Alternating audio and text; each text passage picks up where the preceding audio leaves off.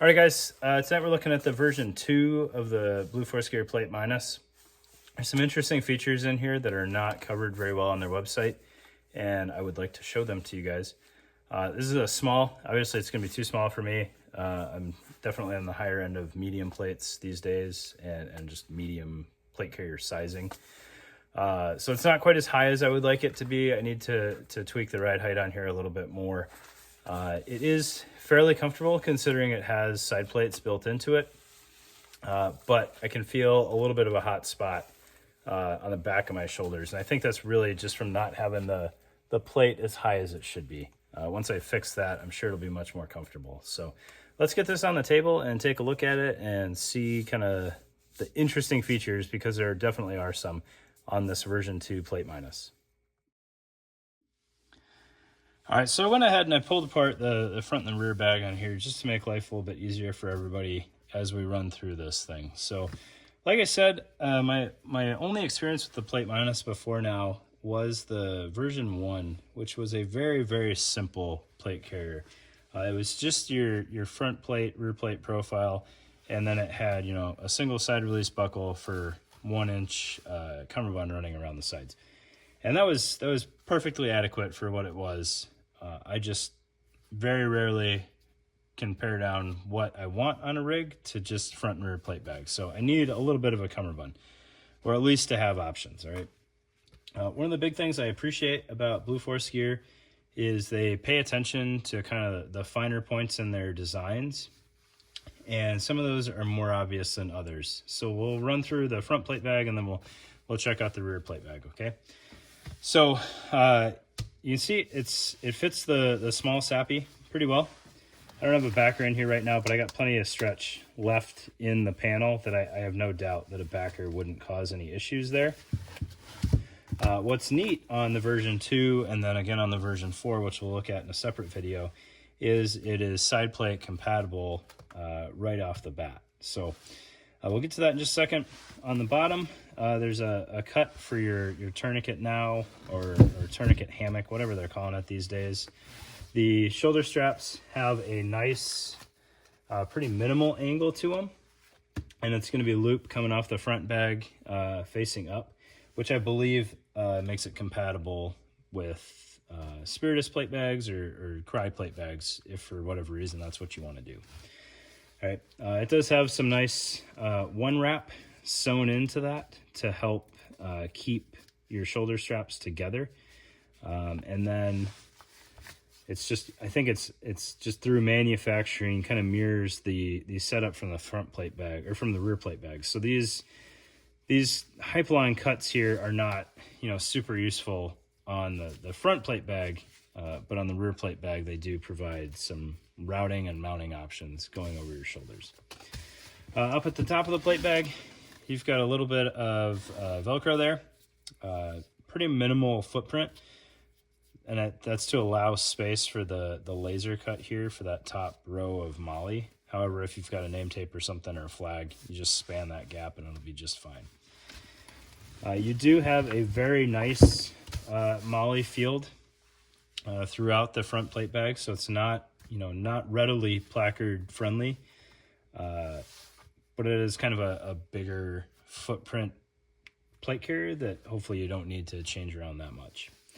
All right, and then looking at the side plate pockets, I think these are really well done, assuming that you have the correct side plates. So you do have this flap here, which is your cummerbund routing flap. So when you pull the elastic around from the rear, it mounts right there. One of those finishing touches that I really appreciate that Blue Force gear does is both of these pull tabs have a little BB or something in there. I don't know what the companies use for that. Feels like a BB to help give you something to grip when you're pulling those pull tabs. So you've got a pull tab on the flap and then a pull tab on the cummerbund. The flap itself has a pass-through here in the Velcro. And I'm not quite sure what Blue Force's intention was there. However, if you wanted a flank-mounted knife or something like that, you could probably fit a decent-sized sheath through that pass-through if that's something that you wanted. All right, The actual side plate has this tweave pocket on the back here. So it fits MSAP side plates really well. So anything that size should fit just fine. Kind of doing this backwards, so I can't really get this out as smoothly as I should be able to. Flip this over and do that. It's got enough like tension and tweave kind of spilling over the side of the plate. You can see it's not going to come out accidentally on its own. But you can pull that out, and then if you didn't need a side plate, it just makes the front a little bit easier to work with. And then you've got this pocket here that you could stick whatever in there that you wanted to. It wouldn't be very readily accessible, but it's there if you need it. All right.